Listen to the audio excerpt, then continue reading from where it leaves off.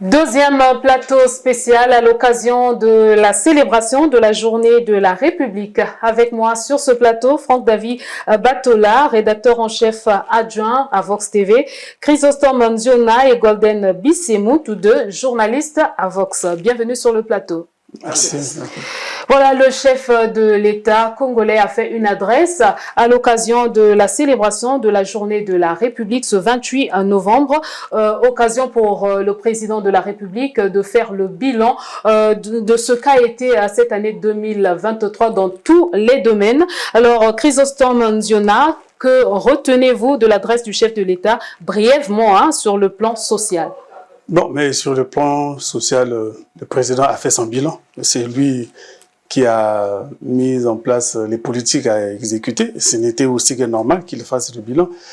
Ce qu'on a retenu, c'est que nous avons été informés de ce qu'il avait eu à exécuter en 2023 et ce qu'il projette faire en 2024. Maintenant, le grand problème, c'est moi qui suis à la cité. Est-ce que son bilan, lui, il était peut-être satisfait de ce bilan, mais est-ce que moi, j'en suis satisfait? Je ne suis pas sûr. Les détails dans cette édition spéciale. Golden Bissemou, le chef de l'État a également épinglé l'aspect de l'incivisme des jeunes citoyens congolais. Oui, avant d'aller dans les détails concernant la problématique de l'incivisme, en tout cas, je tenais à vous remercier de m'avoir invité sur ce plateau afin de interagir sur l'adresse du chef de l'État qui a eu à épingler un certain nombre de thématiques.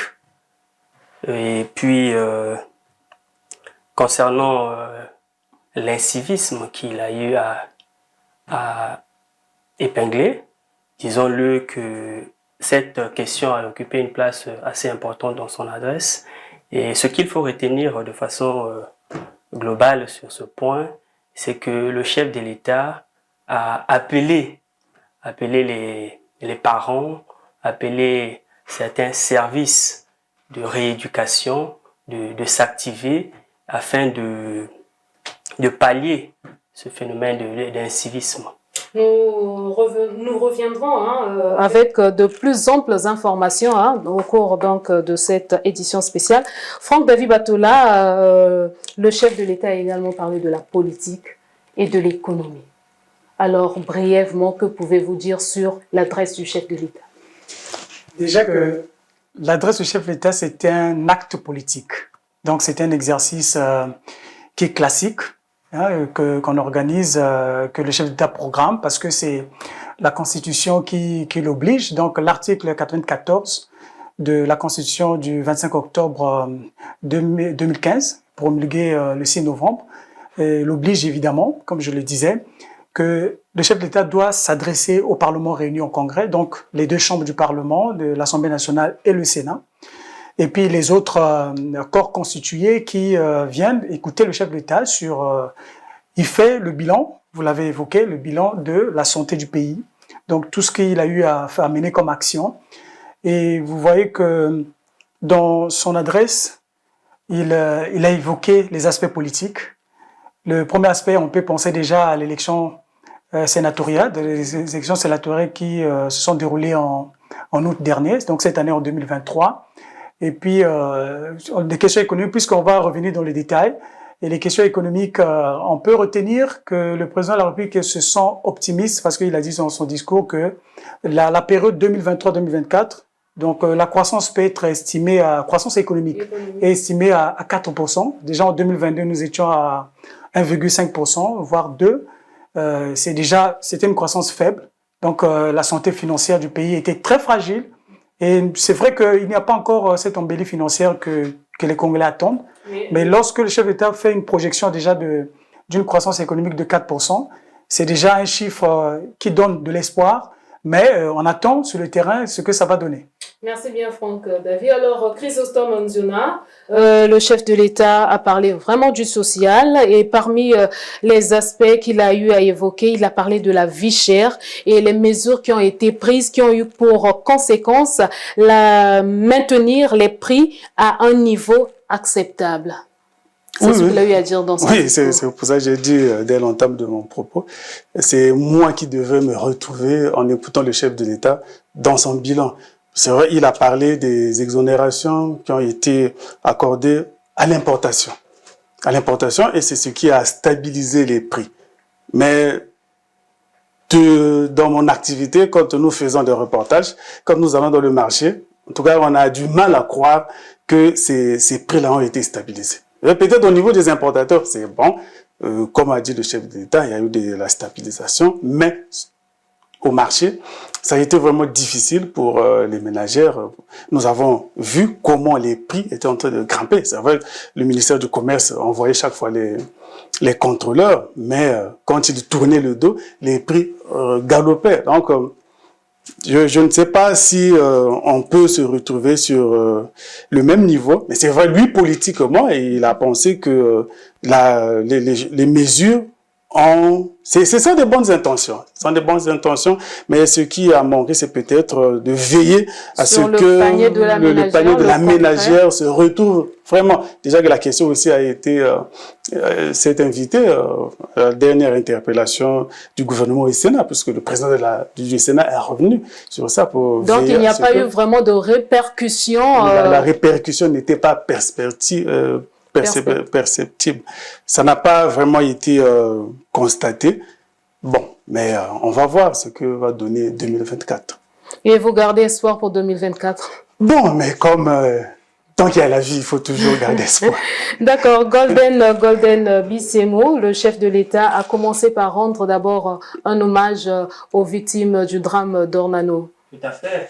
Dès l'entame de son propos, le président de la République a eu à rendre un vibrant hommage pour toutes les personnes, les jeunes décédés à la quête de l'emploi, du drame d'Ornano, et il a décrit son sentiment de compassion. Il a été clair, je peux citer son propos, justement pour témoigner sa compassion. Je cite, il dit « Il faut analyser froidement les circonstances de cette effroyable tragédie afin de situer autant pour moi, pour l'histoire, toutes les responsabilités et pour l'avenir tirer les enseignements et les leçons utiles. » Il poursuit dans son propos, « Ce triste événement nous renvoie à la problématique cruciale de l'avenir de notre jeunesse. » Fin de citation. À travers ce passage, nous devons intérioriser. Il faut dire que le président de la République voit à travers ce drame quelque chose de très important.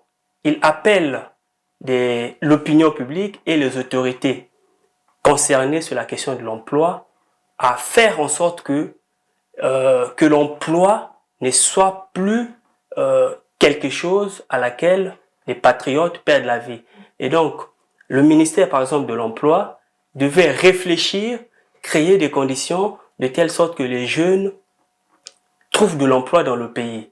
Et nous devons vraiment réfléchir sur cette problématique. C'est bien qu'il a même parlé de l'intégration à la fonction publique un peu plus loin dans son message. Effectivement, dans son message, il a eu à parler de l'intégration à la fonction publique.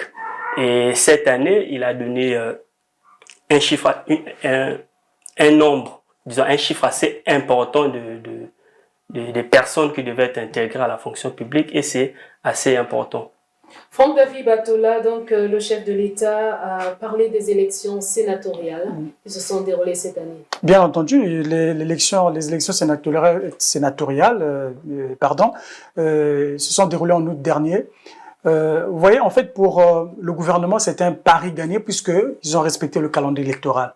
Et vous savez que le processus des élections, donc quand on parle d'élection présidentielle, l'élection présidentielle qui s'est déroulée d'abord en 2021, en 2022, il y a eu les élections législatives et locales. Donc quand on a voté les députés et les conseils municipaux, le calendrier a été respecté.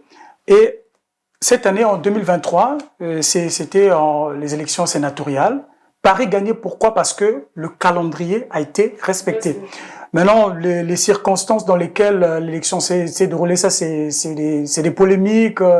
Ça, on dit des polémiques. Pourquoi? Parce que déjà, quand nous voyons bien la configuration aujourd'hui du Sénat, c'est la chambre haute du Parlement, presque tous les sièges ont été raflés par le Parti congolais du travail.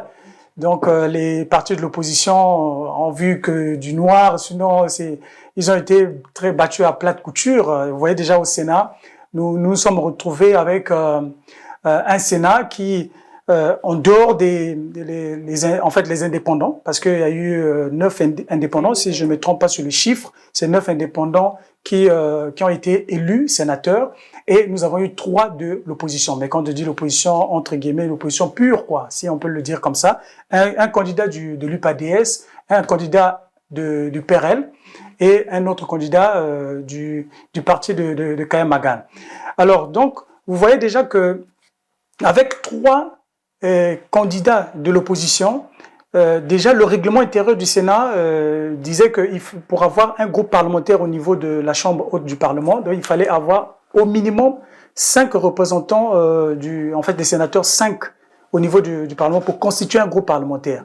Donc on sait, oui, il y a que 3, mais après ils étaient obligés donc lors de la rentrée parlementaire donc du Sénat qui est intervenu le 13 septembre, je pense bien, le 13 septembre dernier, ils étaient obligés de revoir le règlement intérieur pour permettre quand même qu'il y ait une voix de l'opposition. On peut pas avoir un parlement ou sinon un Sénat qui aura juste une seule sonorité. Et c'est pas, en fait, ce n'est pas normal dans une démocratie ou un pays d'un pays de droit, c'est pas normal. Donc, il fallait revoir le règlement intérieur pour permettre aux acteurs de l'opposition, donc qui sont 3 de l'opposition, qui ont constitué un groupe. Et puis, vous avez les indépendants ils sont libres, parce que c'est ça, le règlement intérieur dit qu'ils sont libres d'intégrer le groupe parlementaire de leur choix. Et voilà, donc ce sont les questions politiques qui ont fait un peu polémique. Bon, et puis avant cette élection, il y a eu bien entendu la campagne électorale et tout. Bon, on a vu lors de cette campagne beaucoup plus la présence des partis de la majorité présidentielle. Mais qu'à cela ne tienne, le chef de l'État a salué... Oui, il a salué, le chef de l'État, il a salué d'abord la tenue de cette élection qui s'est déroulée dans la quiétude. C'est même le mot qu'il a utilisé, ça s'est déroulé dans la quiétude. C'est vrai qu'on salue tous, puisqu'il n'y a pas eu, malgré, on peut pointer du doigt des quelques irrégularités, mais sinon ça s'est déroulé dans la quiétude. Les résultats ont été publiés normalement. Il n'y a pas eu contestation. Oui, il n'y a pas eu contestation, comme on dit, de façon officielle. Mais donc de façon officielle, il n'y a pas eu de contestation. En plus, toujours dans le cadre politique, puisque nous parlons du Parlement, et le président de la République a salué la qualité des débats au Parlement. Bon, là encore, ça peut être discutable, hein. C'est le président qui apprécie. Quand il parle que non, la qualité des débats au Parlement, il fait allusion lorsqu'il y a des questions orales au gouvernement, et puis des questions d'actualité, où des sénateurs ou des députés, en fait, se chargent de poser des questions aux membres du gouvernement pour répondre à un certain nombre de préoccupations du peuple. Hein, ce sont des préoccupations du peuple. Mais vous voyez comment ça se passe chez nous. Bon, je crois que c'est ailleurs aussi, c'est presque la même chose. Ce sont des questions préparées en avance, donc qu'ils envoient aux membres du gouvernement et puis ils viennent répondre sur des préoccupations. Oui, ils répondent. Bon, mais pour lui, il trouve que le débat, bon. Et puis quand tu parles de la qualité du débat, peut-être c'est le contenu sur des questions pertinentes. Oui, les questions sont pertinentes, mais est-ce que les ministres qui sont en charge de répondre à ces questions apportent des réponses pertinentes? Là encore aussi, c'est tout un débat. Mais sinon, ce qui est sûr, c'est que ça se déroule en toute fraternité. Merci, voilà, Franck. c'est ça. On salue que le chef de l'État, on retient que le chef de l'État a salué donc le respect du calendrier, électoral. Et puis les débats, la qualité des débats au Parlement. Là encore, c'est comme je l'ai dit, hein, c'est encore discutable. Oui, discutable pour ceux qui... Merci bien. Chrysostome Nziona, le chef de l'État, a aussi épinglé un début d'exécution des travaux de construction à Pointe-Noire d'un laboratoire d'analyse de la qualité des produits mis à la consommation. Oui, ça c'est une bonne intention, c'est une bonne intention parce que jusque-là, le baromètre, hein, c'est-à-dire l'instrument pour tester la qualité de la nourriture que nous consommons, elle se pose. Donc ce laboratoire, s'il venait à être mis opérationnel, ça va aider, hein, les populations à consommer de la nourriture saine. Parce que aujourd'hui, nous assistons à beaucoup de maladies liées à l'alimentation parce que nous ne savons pas qu'est-ce que nous consommons. Donc, ce laboratoire, c'est une bonne initiative et donc nous attendons que ce laboratoire soit vraiment rendu opérationnel pour que les Congolais puissent vraiment consommer de la nourriture de bonne qualité. Et parlons sur le plan sanitaire, bien sûr, le chef de l'État a annoncé la mise en service dès 2024 de 2 hôpitaux généraux. Oui, 2 hôpitaux généraux à Sibiti et à Ouesso. Là, il a été fidèle à son programme puisque chaque année, il avait résolu de mettre en service 2 hôpitaux généraux.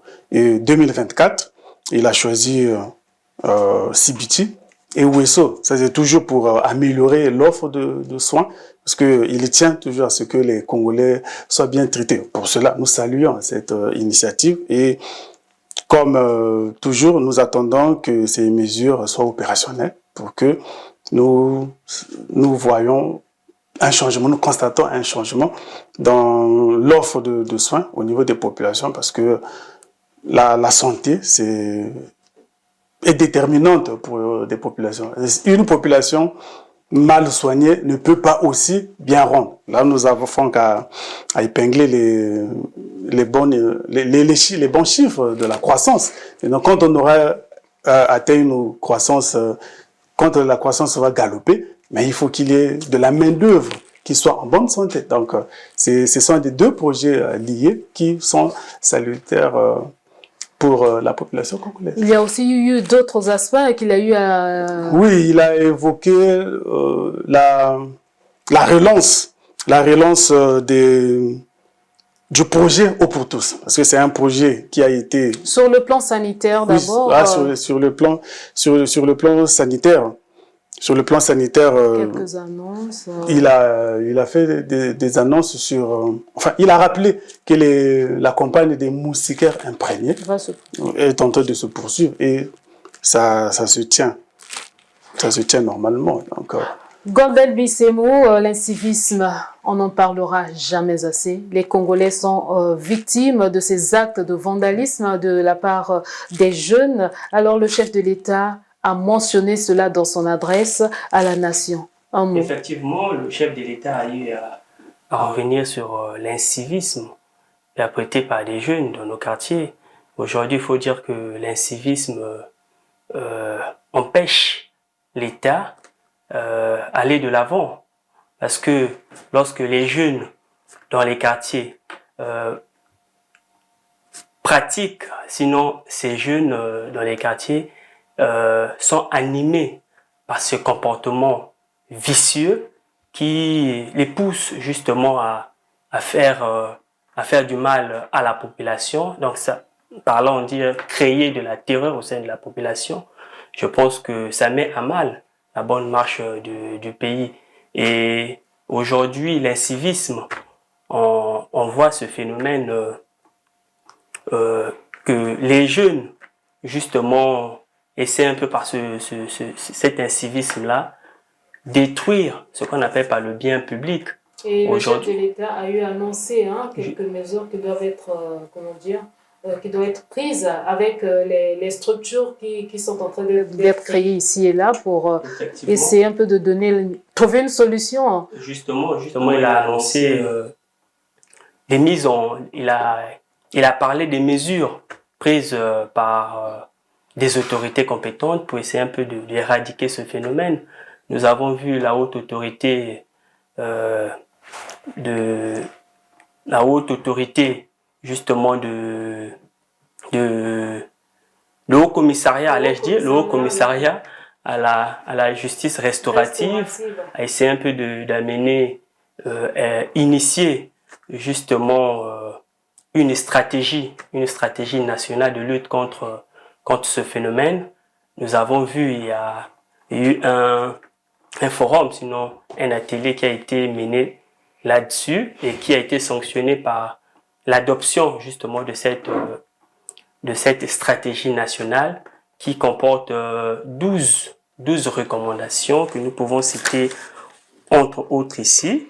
Il s'agit là de la création des centres éducatifs culturels, la réforme du cadre répressif, la création des maisons de rééducation, le renforcement des acteurs judiciaires sur des questions relatives aux droits de l'enfant. C'est là quelques mesures qui reposent dans cette stratégie nationale-là, que nous attendons justement que cela soit appliqué pour éradiquer, sinon mettre fin à ce phénomène qui met à mal la vie des populations, qui met à mal justement la stabilité du pays. Il faut aussi dire que le président de la République, il a appelé au changement des mentalités des populations parce que pour un réel développement, pour la bonne marche de l'État, je pense qu'il est nécessaire à la population de changer de mentalité afin d'adopter des bonnes valeurs qui justement va permettre à la bonne marche, sinon au développement du pays, justement par l'application du projet de société chef de l'État. Merci beaucoup, Golden. Franck David Bantola, le chef de l'État, a longuement, dans son discours, parlé de l'économie du pays, la santé de notre économie. Alors, qu'est-ce qu'on peut retenir sur ce point? D'une manière générale d'abord. Bon, d'une manière générale, je l'ai dit à l'entame même de mon propos, que d'ailleurs le chef de l'État fait une annonce que la période de 2023-2024, que le Congo va atteindre 4%, ce sont des estimations, 4% de croissance, alors qu'en 2022, on était autour de 1, voire 2% de croissance économique.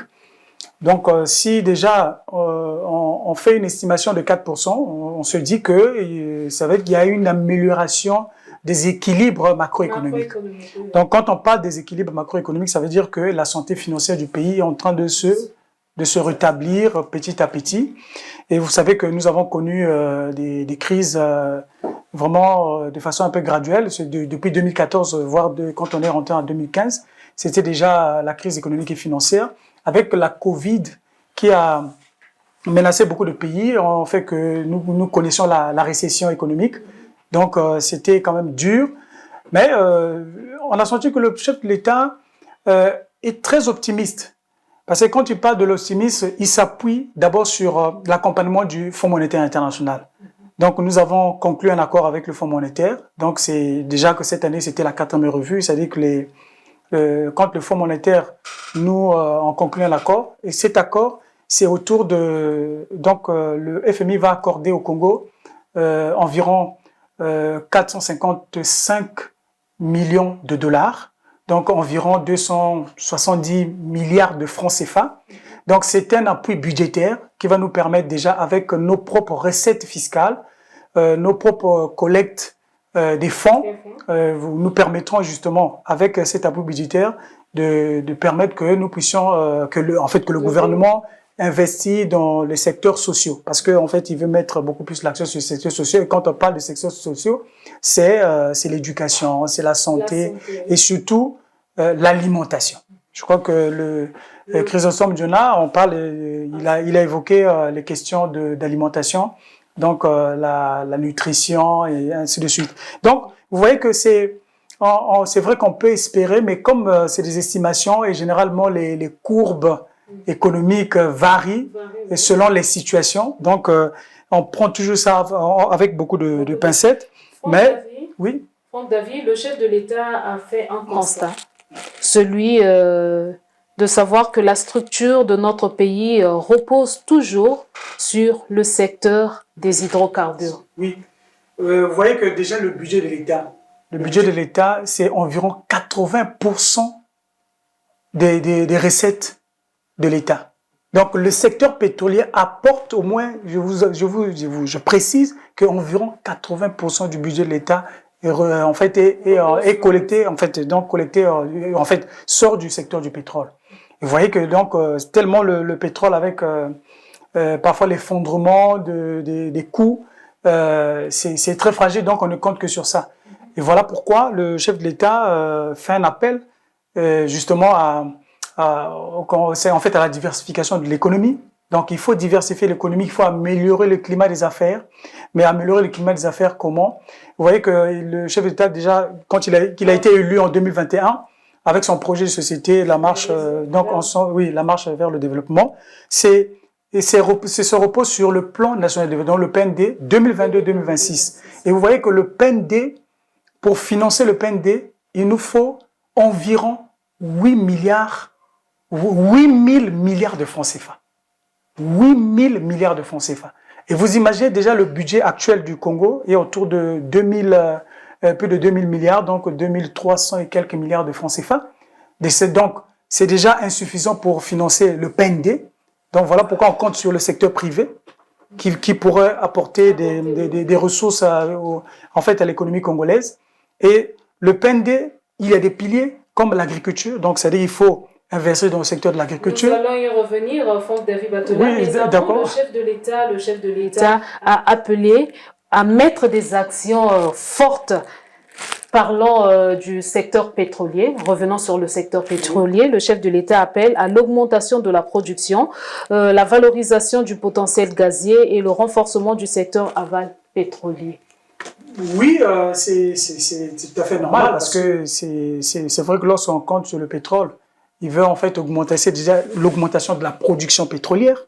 Donc, il faut déjà renforcer de ce côté. Déjà que nous avons quand même plusieurs sociétés pétrolières qui sont dans l'exploration, dans la recherche, dans la production. Donc, déjà avec les sociétés comme Total EP Congo, ce n'est pas de la publicité, ce sont des sociétés qui apportent beaucoup plus à l'État. Total EP Congo, Eni, Perenco, ainsi de suite. Donc, je pense qu'avec il y a aussi Wingwa, c'est une société chinoise qui vient s'ajouter dans la longue liste des sociétés pétrolières au Congo. Donc, il veut que cette assiette fiscale dans le secteur pétrolier puisse être élargie. Donc, production un peu plus. Et puis, n'oublions pas notre propre société, la Société nationale des pétroles du Congo, SNPC, qui est aussi entrée de plein pied dans la production. Parce qu'ils étaient toujours dans la commercialisation. Mais maintenant, là, la SNPC est maintenant aussi dans l'exploration, c'est-à-dire que la recherche et la production. Donc, ça, ce sont des bons signes pour ce secteur pétrolier et la valorisation du gaz. Et je pense que sur ce terrain, ce sont des secteurs qui sont en voie en fait d'être développés chez nous. C'est vrai qu'ailleurs, ce sont des secteurs déjà qui sont quand même viables, mais chez nous, nous sommes en train de chercher à développer le secteur gazier parce que c'est un secteur aussi qui est rentable. Et puis bon, il a évoqué dans son discours là aussi le secteur minier aussi. C'est vrai que là aussi, beaucoup de gens attendent que ce secteur puisse apporter beaucoup plus de ressources. Bon, c'est le secteur forestier, bon, ça on le sait parce que c'était la première économie congolaise. Quand on va parler de la diversification de l'économie. D'accord. Chrysostome Nziona, donc on a parlé de la mise en service des 2 hôpitaux généraux et le chef de l'État a également parlé du système éducatif congolais. Ah oui, le système éducatif congolais a besoin d'être boosté, notamment en personnel et en infrastructure. C'est pour cela qu'il a évoqué d'abord la formation des personnels enseignants et le recrutement aussi du personnel enseignant. Et au niveau des infrastructures, le président a... D'abord, pourquoi vous parlez de booster? Qu'est-ce que vous avez eu à constater? Mais booster parce que au niveau personnel, il y a toujours un déficit. Il y a toujours le déficit du personnel enseignant.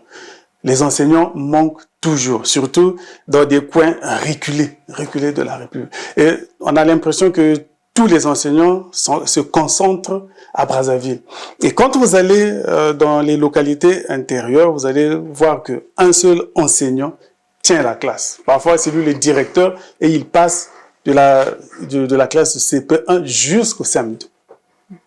Mais pourtant, souvent, quand nous réclamons, nous constatons qu'il y a beaucoup des plateformes d'enseignants qui demandent à être recrutés dans la fonction publique. Donc, si eux cherchent à être recrutés, combien sont en train d'être fonctionnels? Donc, il faut booster. Même le recrutement, je crois, ne suffirait même pas pour résorber. Il faut continuer à former pour que nous puissions équilibrer cet aspect d'enseignant. Maintenant, booster toujours pour comment? En infrastructure, parce que vous regardez nos classes. Les classes scolaires sont pléthoriques. Il faut décongestionner les classes qui existent. Donc, il faut créer à plus de structures pour scinder des classes parfois de 250, un enseignant qui a 250 élèves. C'est difficile, donc cette classe, on peut la scinder, mais malgré la volonté de scinder, mais où est-ce qu'il faut mettre l'autre partie? Donc, c'est pour cela que le chef de l'État, oui, il a évoqué, avec raison, les innovations peut-être qu'il faut apporter dans le secteur éducatif. Recrutement, intégration à la fonction publique de tout, disons, de ces vacataires, de ces enseignants bénévoles qui les vacataires, les bénévoles, les communautaires, tout ce monde-là, vraiment, doit être recruté pour donner une bouffée d'oxygène au système éducatif. Sinon, le système éducatif a des vrais problèmes. Parce que le personnel fait toujours défaut. D'accord. Golden Bissimou, donc vous étiez en train de dire que le chef de l'État a lancé un appel. Oui, il a lancé un appel à l'endroit des citoyens qui brillent par des comportements un peu véreux, de changer leur mentalité, de faire preuve du sens du droit, de responsabilité, afin d'être des citoyens exemplaires. Parce que, vous savez, pour que le pays se développe, on a besoin des personnes de bonne moralité, des personnes incarnant des valeurs civiques importantes pour justement garantir le développement de la société. Et je pense que le président de la République a vraiment mis un accent particulier sur ça. Parce que l'ambition de développer le pays, ça passe avant tout par une prise de conscience. Ça passe avant tout par des Congolais ayant une conscience éveillée. Parce que lorsque... Une prise de conscience au niveau familial, à tous les niveaux. Une prise de conscience... Nous parlons de l'incivisme des voilà. jeunes. Une prise de conscience au niveau juvénile.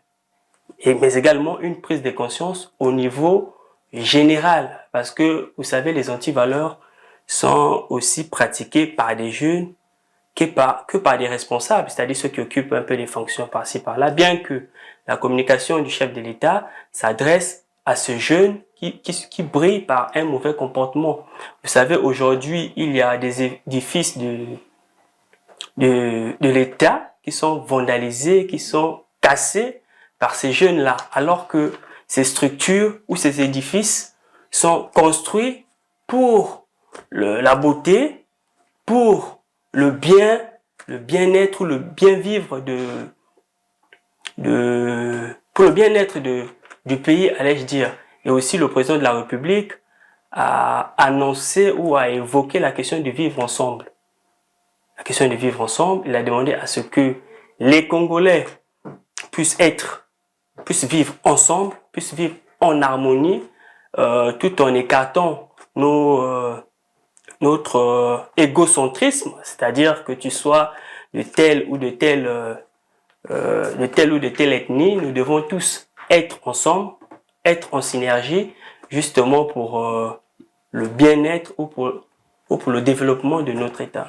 Franck David Batola, la diversification de l'économie s'impose dans notre pays. Oui, la diversification de l'économie s'impose parce que le plan national de développement 2022-2026, donc le PND, recommande de développer un certain nombre de secteurs tels que l'agriculture. Donc le gouvernement prévoit en fait investir dans ce secteur pour diversifier l'économie. Il y a le secteur du numérique. Aujourd'hui, il y a des jeunes qui ont des initiatives de créer des petites et moyennes entreprises grâce au numérique. Donc, c'est quand même un secteur clé de l'économie aussi. Actuellement, c'est devenu presque un secteur incontournable. Donc, il y a aussi le secteur touristique. Je crois que le président l'a bien évoqué. Et lorsqu'il parle du secteur touristique, il dit bon, il faut valoriser notre potentiel touristique. Parce que nous avons des baies de Luango, la piste des caravanes, Diosso. Ce sont des sites touristiques qu'on peut revaloriser. Il y a aussi des parcs de Zala, Kokwa, Noabalendoki. Et ça va permettre au tourisme qui viennent d'ailleurs de venir nombreux dans notre pays, parce que quand on dit tourisme, si ça attire les investisseurs, si ça attire de nombreuses personnes de fréquenter le Congo, ça nous apporte de l'argent. Comment? Parce que ces touristes, quand ils viendront, ils seront logés dans les hôtels. Donc, du coup, ils vont payer de l'argent dans ces hôtels et en fait, nos hôtels seront rentables. Donc, qui dit tourisme, il y a toujours l'économie là-dedans. Donc, ce côté-là, il faut, parce que nous avons un potentiel touristique extraordinaire. Donc, il faut investir dans ce cadre-là. Mais comment investir? Les gens peuvent comprendre, mais comment investir? C'est-à-dire que c'est aménager ces espaces-là. C'est-à-dire que ça soit des espaces attractifs, où les gens vont aimer aller en villégiature. Et voilà, quand on va vendre la destination Congo, et ça permettrait que le Congo puisse gagner dans ce sens. Donc, le secteur touristique aussi, c'est un secteur qui est capital. Rapidement, il y a aussi les zones économiques spéciales, oui, l'agriculture. Oui, le président de la République a parlé des zones économiques spéciales. C'est vrai que lorsque j'essaie de regarder un peu mes notes, lorsqu'il parle des zones économiques spéciales, parce qu'il a dit déjà que la zone économique spéciale de Pointe-Noire, c'est déjà une garantie. Ça veut dire quoi? Que dans ces zones, il y aura en fait on peut dire une multitude d'activités économiques. C'est ça une zone économique spéciale. Mais tout se repose sur l'électricité. Il faut donc améliorer le réseau électrique pour alimenter une zone économique spéciale. Puisqu'il a déjà évoqué, parce que déjà dans les zones économiques spéciales, c'est des milliers d'emplois. Vous voyez, donc c'est des milliers, ça va absorber. Déjà, ça va demander beaucoup de main-d'œuvre, parce que c'est beaucoup d'activités économiques qui vont tourner autour c'est comme des cités en fait d'activités économiques. Donc, si on a déjà cette zone économique spéciale de Pointe-Noire, il faut construire donc la zone économique de Maluku, Digné, Doyo, Dolombo. Et voilà, donc voilà, c'est plusieurs emplois, mais ça nécessite beaucoup de financement.